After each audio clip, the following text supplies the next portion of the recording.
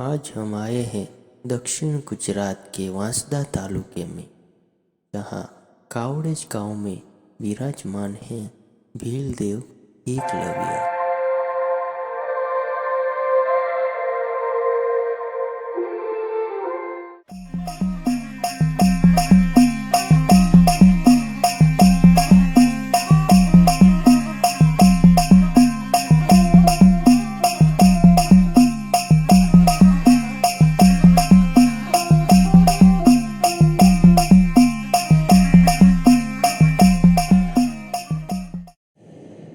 एकलव्य, जिनके बारे में हमें महाभारत में भी उल्लेख मिलता है, जो कि एक महान धनुर्धारी थे। उन्हीं से ही हमें गुरु भक्ति क्या है वह मालूम पड़ता है। जब वह छोटे थे तब हिरण के बच्चों को भेड़ियों से बचाने के लिए धनुष बाण हाथ में लिया था। वह आगे जाके धनुर्विद्या में इतने निपुण हो चुके थे कि उनको लगा कि ये अर्जुन से भी बड़ा धनुर्धर बन सकता है। इसलिए उन्होंने गुरु दक्षिणा में एकलव्य का अंगूठा मांग लिया था, लेकिन वह बिना अंगूठे भी धनुर्विद्या में दक्ष हो चुके थे। ये सब जानने के लिए हमें बहुत गहराई में जाना पड़ेगा, इसीलिए हम सब जानेंगे भीलदेव एकलव्य के निवास स्थान के बारे में। यह तीर्थ स्थान वांसदा से थोड़ी दूरी पर है।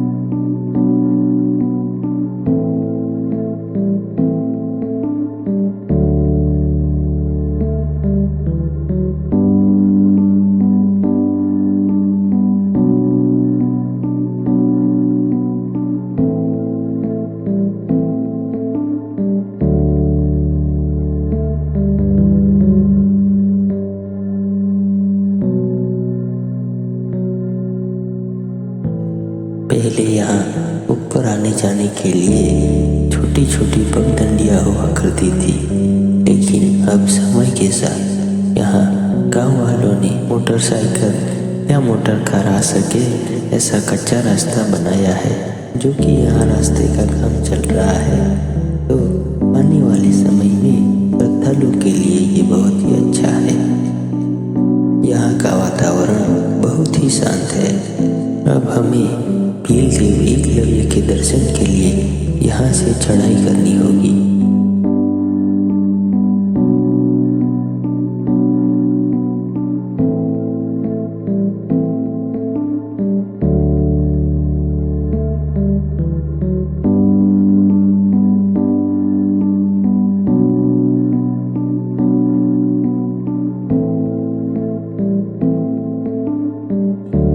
आगे आते हुए दाहिनी ओर हमें द्वारपालों के दर्शन होते हैं।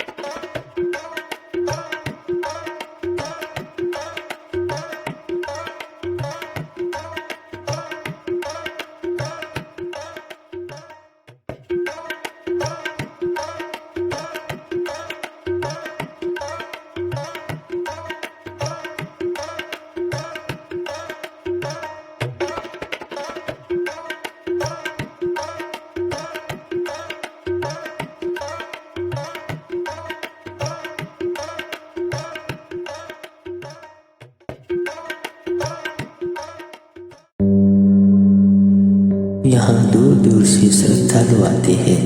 वे अपनी मनोकामनाएं लिए यहाँ भीलदेव एकलव्य के दरबार में आते हैं। हम अब यहाँ आ चुके हैं।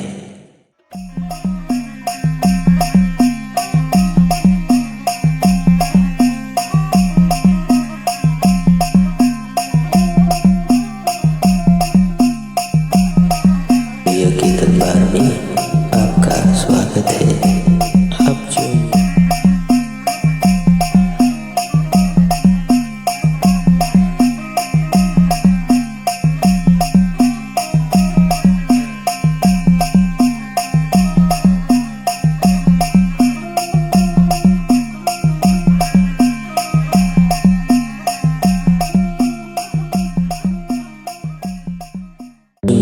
प्रतिमाएं देख रहे हैं मूर्तियां जैसी, ये सिंदूर के चढ़ावे की वजह से बनी हुई है।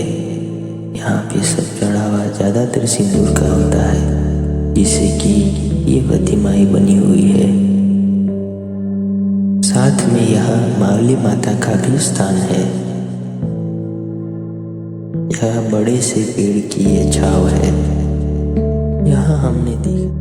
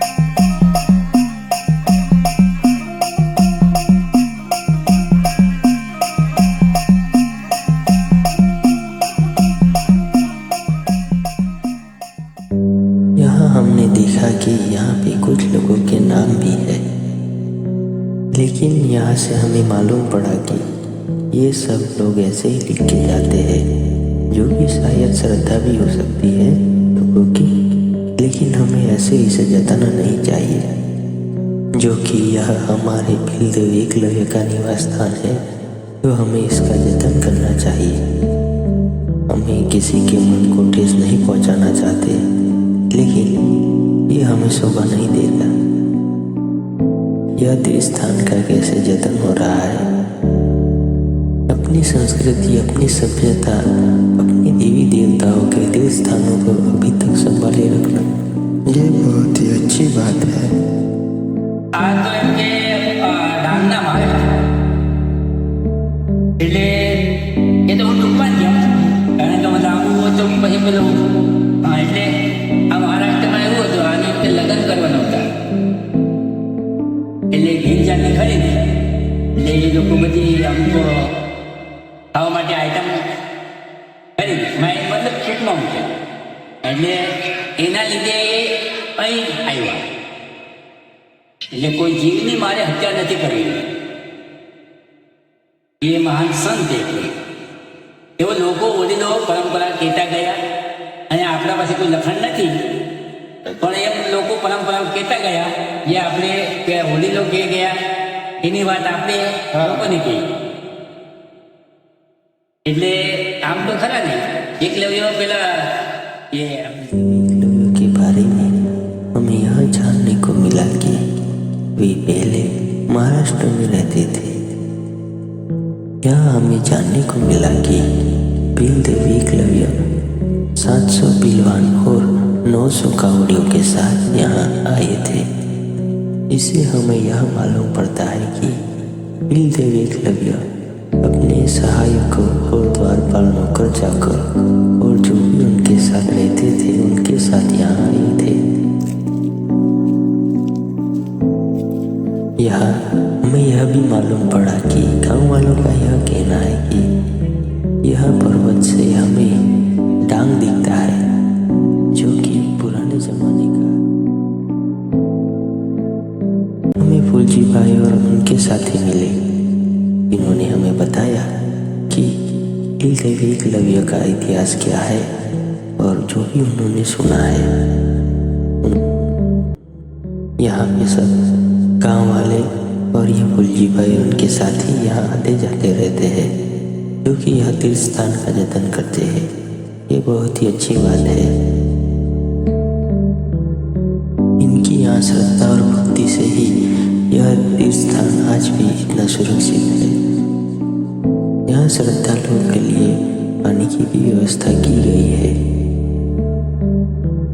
यहाँ के गांव वाले श्रद्धालु और फुलजी भाई और उनके साथी, इन सब के हम बहुत आभारी हैं. चैत्र मास में यहाँ भक्तों की भीड़ लगी रहती है. साल में एक बार यहाँ सभी गाँव वाले मिलकर एक बहुत ही बड़ी पूजा करते हैं.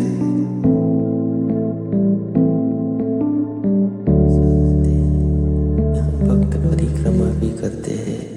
ये सब अपनी अपनी श्रद्धाओं के अनुसार सबकी पूजा करने की विधियाँ हैं. और यहाँ आके हमें बहुत अच्छा लगा.